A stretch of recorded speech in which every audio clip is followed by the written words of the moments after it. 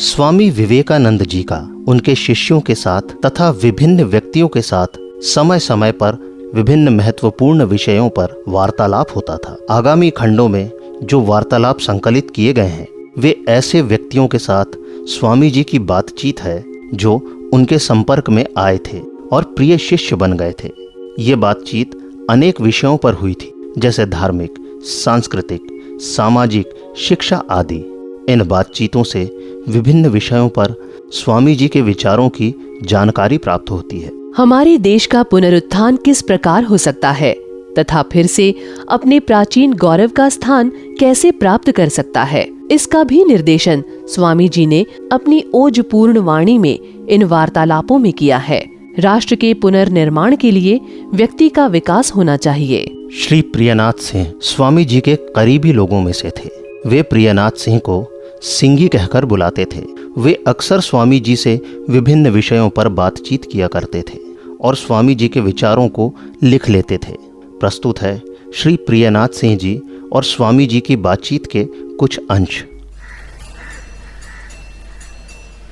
बेलूड़ मठ के निर्माण के 2 वर्ष बाद की बात है। सभी स्वामी जी अब वहीं रहने लगे थे। इन्हीं दिनों मैं एक दिन सवेरे स्वामी विवेकानंद जी के दर्शन करने वहां गया हुआ था।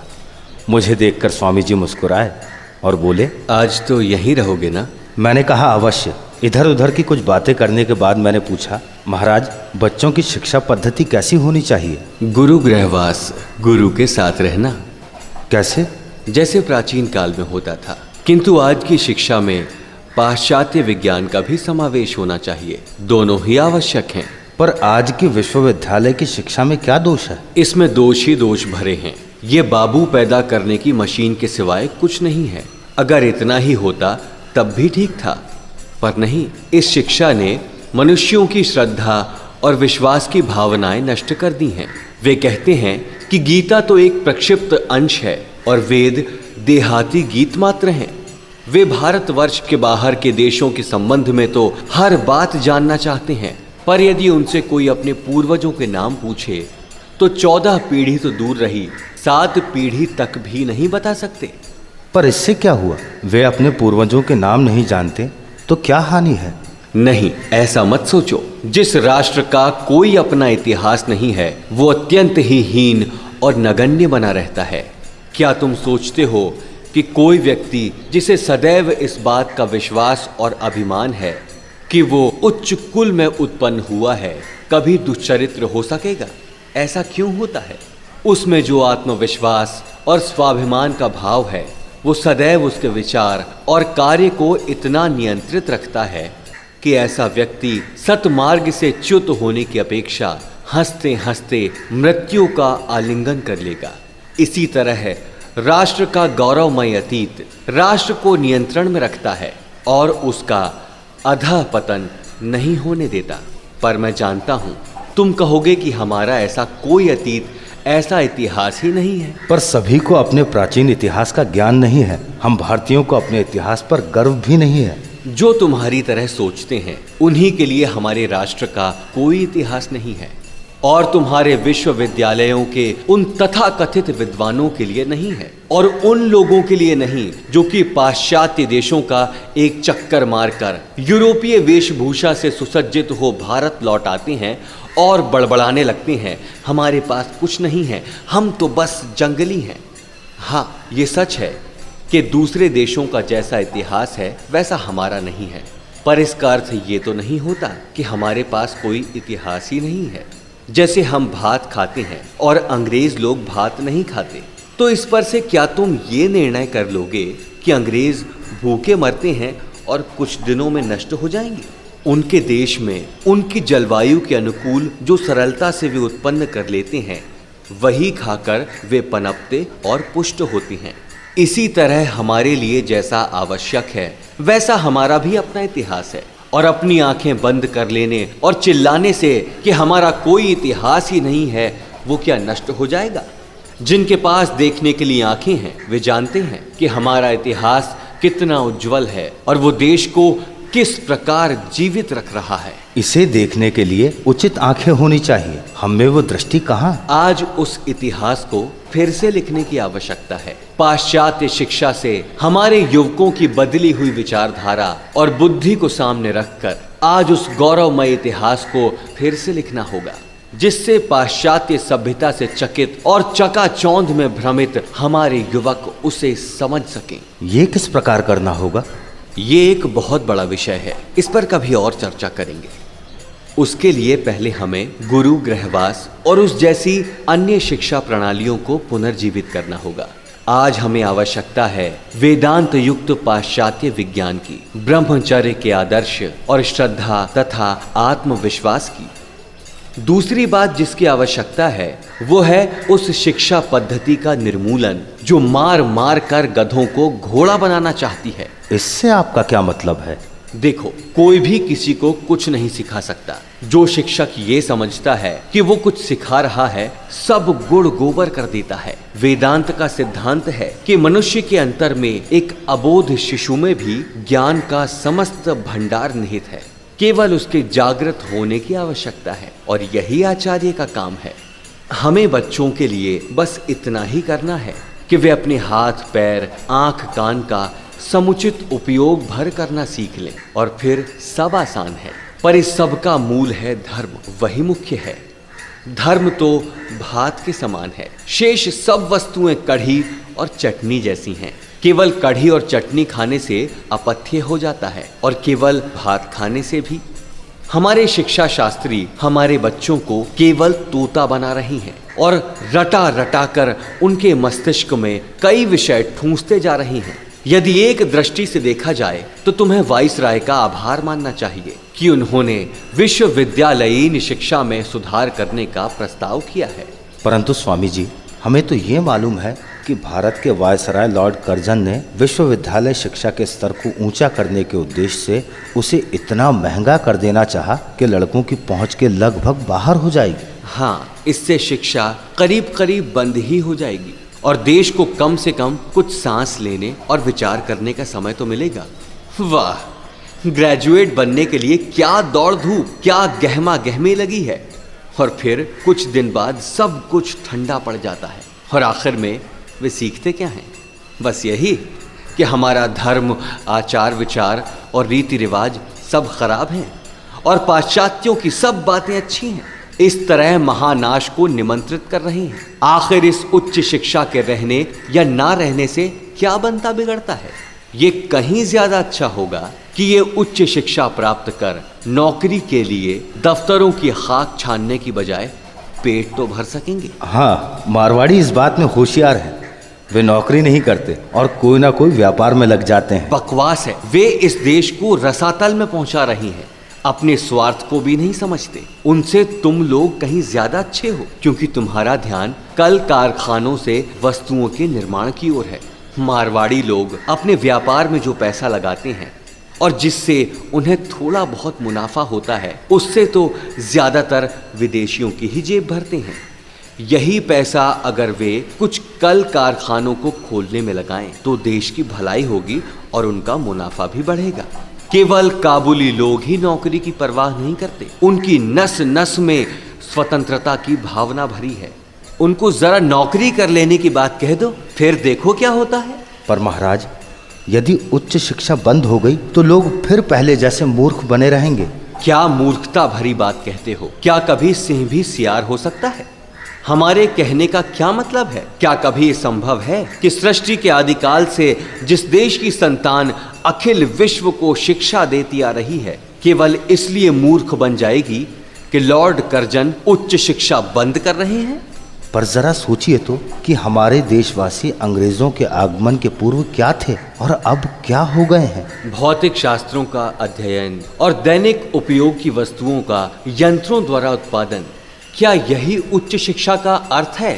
उच्च शिक्षा का उद्देश्य है जीवन की जटिल समस्याओं को सुलझाना, और आज का सभ्य संसार आज भी इन्हीं समस्याओं पर गहन चिंतन कर रहा है। किंतु हमारे देश में सहस्त्रों वर्ष पूर्व ही ये गुत्थियां सुलझा ली गईं। पर आपका वेदांत भी तो लुप्तप्राय ही हो रहा था। संभव है काल के प्रवाह में कभी कभी ऐसा भास होता है कि वेदांत का महान प्रकाश अब बुझा, और जब ऐसी स्थिति आती है तब भगवान मानव देह धारण कर पृथ्वी पर आते हैं और फिर धर्म में पुनः एक ऐसी शक्ति, ऐसे जीवन का संचार हो जाता है कि वे फिर एकाध युग तक अदम्य उत्साह से आगे बढ़ता जाता है। आज वही शक्ति है और जीवन उसमें फिर आ गया है। पर महाराज, इसका क्या प्रमाण है कि भारत ने ही शेष संसार को शिक्षित किया है? संसार का इतिहास ही इसका साक्षी है। उचित शोध लगाने पर यही पाया जाता है कि विश्व में ज्ञान की जो विविध शाखाएं हैं, जो शास्त्र और उदात्त विचार हैं, उनका उद्गम भारत से ही हुआ। प्रियनाथ जी से बात करते करते स्वामी जी थक गए थे, पर वे रुके नहीं। स्वामी जी का मुख एक अलौकिक आभा से दीप्त हो गया और वे बड़े उत्साह से इस विषय पर बड़ी देर तक बोलते रहे। उस समय उनका स्वास्थ्य अच्छा नहीं था और बहुत ज्यादा गर्मी से उनका गला सूख रहा था। उन्हें बार बार प्यास लग रही थी और वे पानी पीते जाते थे। अंत में उन्होंने कहा, सिंगी, कृपया मेरे लिए एक बर्फ के पानी का ग्लास मंगाओ, मैं फिर तुमको सब अच्छी तरह समझा दूंगा। पानी पीकर वे फिर बोलने लगे। समझे ना, आज आवश्यकता है विदेशी नियंत्रण हटाकर हमारे विविध शास्त्रों विद्याओं का अध्ययन हो और साथ साथ अंग्रेजी भाषा और पाश्चात्य विज्ञान भी सीखा जाए, जिससे देश के युवक नौकरी ढूंढने के बजाय अपनी जीविका के लिए समुचित धनोपार्जन भी कर सकें और भविष्य के लिए कुछ बचा भी सकें। टोलिया संस्कृत पाठशालाओं के बारे में आपका क्या कहना है? क्या तुमने उपनिषदों की कथाएं नहीं पढ़ी हैं? मैं अभी एक कथा सुनाता हूँ। ब्रह्मचारी सत्यकाम गुरु के पास अध्ययन के लिए गया। गुरु ने उसे गाय चराने के लिए जंगल में भेज दिया। गाय चराते चराते कई मास व्यतीत हो गए। गायों की संख्या भी दुगनी हो गई। तब सत्यकाम ने आश्रम लौट चलने का विचार किया। मार्ग में एक वृषभ, अग्नि तथा कुछ अन्य प्राणियों ने सत्यकाम को ब्रह्म ज्ञान का उपदेश दिया। जब शिष्य आश्रम में गुरु को प्रणाम करने पहुंचा तो गुरु ने उसे देखते ही जान लिया कि उसने ब्रह्म ज्ञान प्राप्त कर लिया है। इस कथा का सार यही है कि सच्ची शिक्षा सर्वदा प्रकृति के संपर्क में रहने से ही प्राप्त होती है। ज्ञान इसी प्रकार प्राप्त किया जा सकता है। इससे आपका क्या मतलब है? पंडितों के टोल और पाठशालाओं में पढ़कर तो मनुष्य जीवन भर बंदर बना रहता है। बाल्यावस्था से ही ज्वाजल्यमान उज्जवल चरित्र युक्त किसी तपस्वी महापुरुषों के सहवास में रहना चाहिए, जिससे कि उच्चतम ज्ञान का जीवित आदर्श सदैव दृष्टि के समक्ष रहे। केवल पढ़ लेने से कि मिथ्या भाषण पाप है, कोई लाभ नहीं। हर एक को पूर्ण ब्रह्मचर्य पालन करने का व्रत लेना चाहिए, तभी हृदय में श्रद्धा और भक्ति का उदय होगा। नहीं तो जिसमें श्रद्धा और भक्ति नहीं, वो मिथ्या क्यों नहीं बोलेगा। हमारे देश में अध्ययन का महान कार्य सदैव निष्प्रह और त्यागी पुरुषों ने ही किया है। कालांतर में पंडितों ने ज्ञान और विद्याओं पर एकाधिपत्य कर पाठशालाओं की चार दीवारी में बंद कर दिया और इस तरह देश का अधः पतन होना शुरू हो गया। जब तक अध्यापन कार्य त्यागी पुरुषों ने किया, तब तक भारत समृद्ध बना रहा। महाराज, आपका क्या अर्थ है? दूसरे देशों में तो सन्यासी नहीं है, पर देखिए उनकी ज्ञान गरिमा से आज भारत उनके चरण चूम रहा है। मेरे मित्र, व्यर्थ की बातें मत बोलो। मैं जो कहता हूँ उस पर ध्यान दो। जब तक इस देश में अध्यापन और शिक्षा का भार त्यागी और निष्प्रह वहन नहीं करेंगे, तब तक भारतवर्ष को दूसरे देशों के तलुए चाटने पड़ेंगे। तुम नहीं जानते किस तरह एक निरक्षर युवक ने अपनी निष्प्रहता और त्याग के प्रभाव से तुम्हारे दिग्गज पंडितों के छक्के छुड़ा दिए।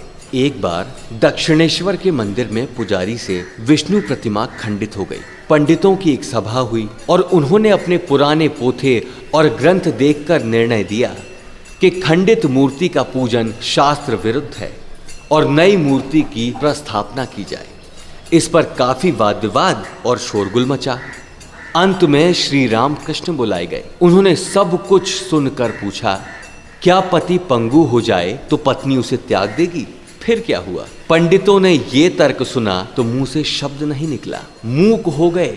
और इस सरल कथन के सामने उनके शास्त्र और भाष्य एक और धरे के धरे रह गए। यदि पंडितों की शिक्षा प्रणाली ठीक थी तो श्री रामकृष्ण क्यों अवतार धारण करते और क्यों पुस्तकीय ज्ञान का उपहास करते? उनके साथ जिस नूतन जीवन शक्ति का आविर्भाव हुआ, उससे जब हमारी शिक्षा ओतप्रोत हो जाएगी तब ही सफलता प्राप्त होगी। पर यह कहना सरल है, करना कठिन।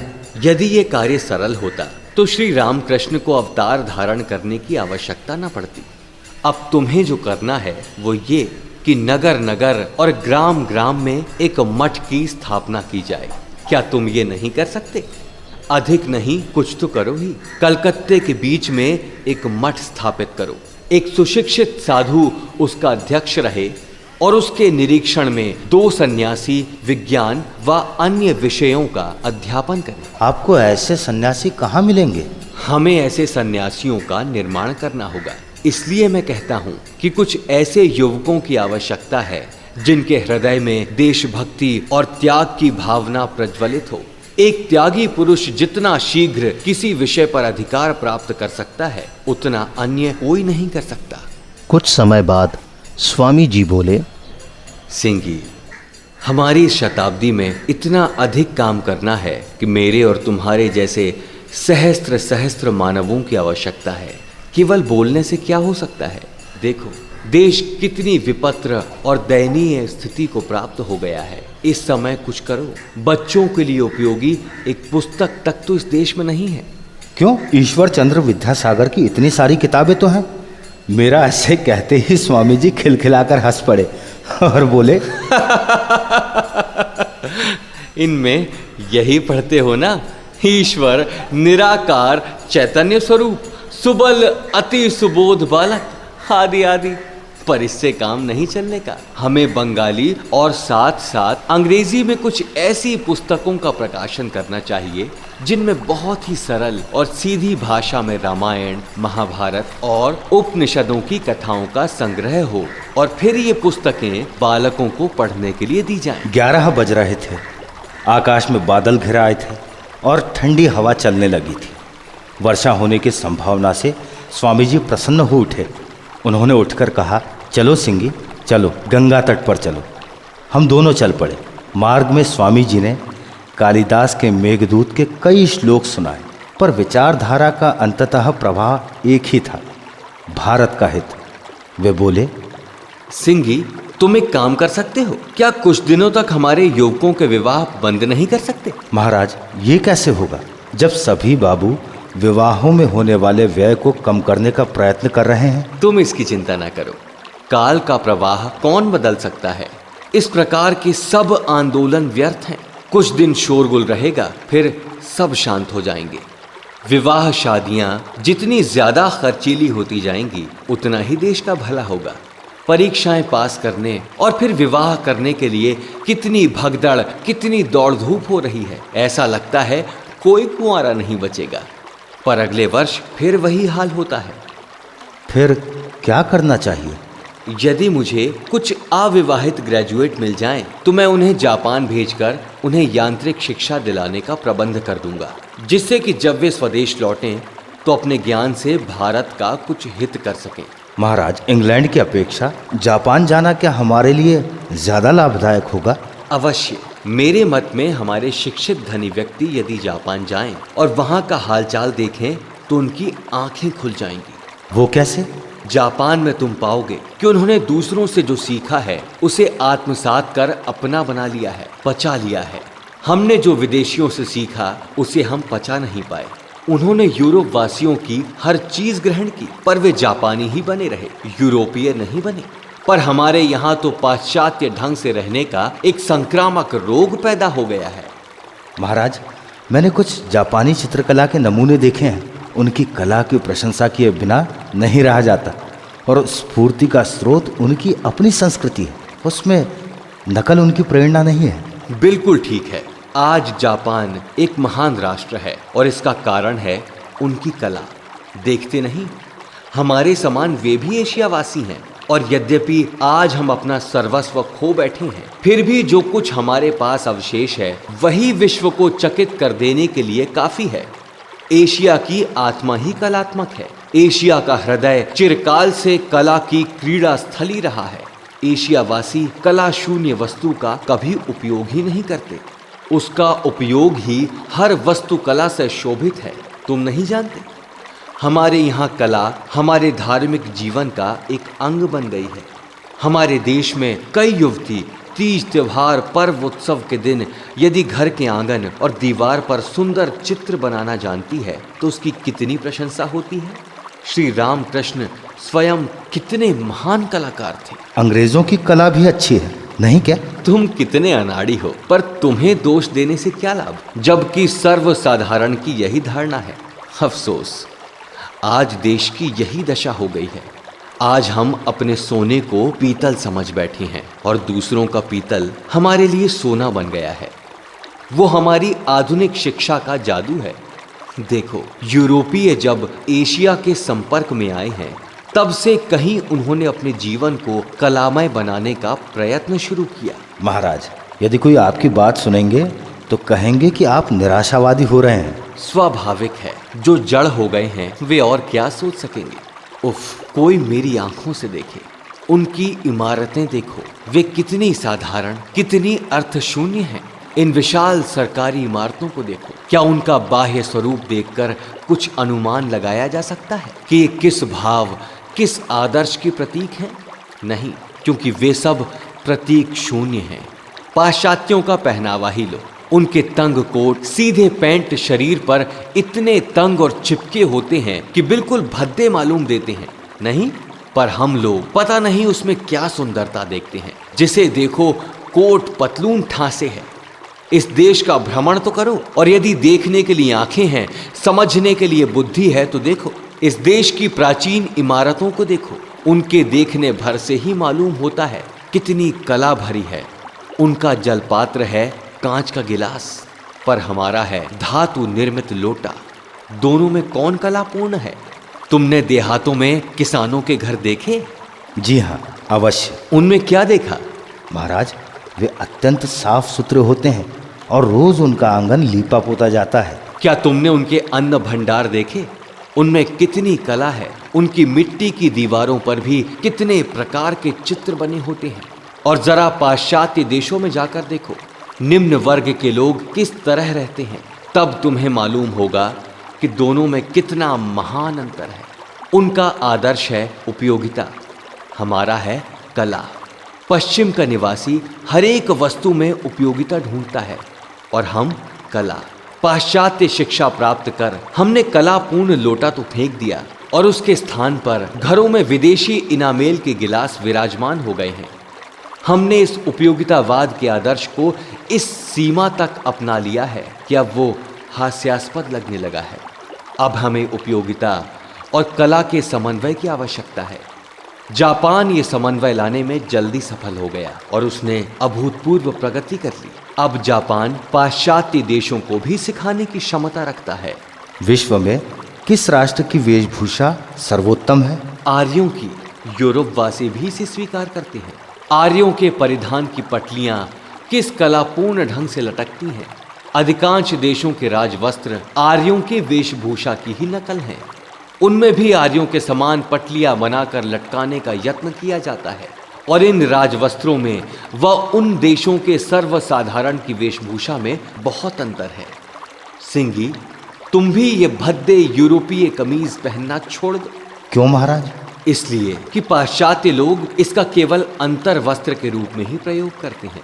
वे उसे सदैव कोट और जैकेट के नीचे ही पहनते हैं, केवल कमीज कभी नहीं पहनते। पर हम भारतीय कितनी भूल कर रहे हैं। जिसे देखो कोट पतलून कमीज धारण करने में गर्व का अनुभव करता है, जैसे वेशभूषा के संबंध में कोई नियम ही ना हो, कोई विधि परिपाटी या प्रणाली ही ना हो, और जिसकी जो मर्जी आए और जो दिखे वही कपड़े पहन ले। हमारे यहाँ किसी और का छुआ अन्न यदि कोई खा लेता है तो उसे जात से बाहर कर देते हैं। यदि यही नियम विदेशी वेशभूषा धारण करने पे लगवाया जाए तो कितना अच्छा होगा। अपनी प्राचीन भारतीय वेशभूषा क्यों धारण नहीं की जाती? इस यूरोपीय कोट कमीज के पहनने में कौन सी शान है, क्या अर्थ है? अब वर्षा होने लगी और भोजन बेला सूचक घंटी भी बज गई थी, इसलिए सबके साथ हम भी प्रसाद ग्रहण करने गए। भोजन करते करते वे बोले, भोजन ऐसा रहे कि मात्रा में कम पर पुष्टिकारक हो। पेट को ढेर सारे भात से ठूंस देना ही आलस्य का मूल है। जापानियों को देखो, वे दिन में 2-3 बार दाल के साथ भात खाते हैं। वे कई बार भोजन करते हैं पर हर समय खाते थोड़ा थोड़ा ही हैं। उसमें जो अच्छे घर के होते हैं वे प्रतिदिन मांस भी खाते हैं, पर हम दिन में 2 बार गले तक पेट को भात से भर लेते हैं और हमारी सारी शक्ति उस भात को पचाने में ही समाप्त हो जाती है। क्या हम गरीब भारतीयों के लिए मांस मछली खाना संभव है? क्यों नहीं, थोड़ा थोड़ा तो खा ही सकते हैं। एक दिन में पाव भर काफ़ी है। हमारा सबसे बड़ा दोष है आलस, और यही हमारी गुलामी का कारण है। समझो किसी की नौकरी छूट गई या घर में जो 2-3 आदमी कमाने वाले थे उसमें से कोई मर गया तो लोग क्या करते हैं? वे या तो बच्चों का दूध बंद कर देते हैं या एक बार खाते हैं, कभी शाम को भात ही खाकर सो जाते हैं।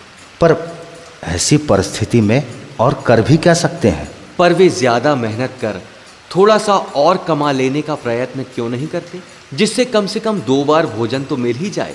पर नहीं, मेहनत कौन करे? उन्हें अड्डों पर जाकर गप्पे लगाने और समय नष्ट करने की आदत जो पड़ गई है। अगर वे जाने कि वे समय का कितना नाश और दुरुपयोग कर रही हैं, तो इस देश की काया पलट हो जाए। आपने अब तक की बातचीत से स्वामी जी को विभिन्न विषयों पर बोलते सुना।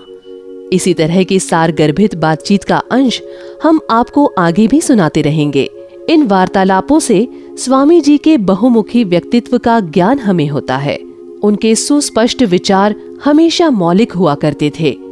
लोग शायद उनके सभी विचारों से सहमत ना हों, परंतु ये विचारोत्तेजक उद्गार हमें उन विषयों पर सोचने के लिए मजबूर करते हैं। युग प्रवर्तक विवेकानंद, मध्य प्रदेश शासन संस्कृति विभाग, स्वराज संस्थान संचालनालय की प्रस्तुति। युग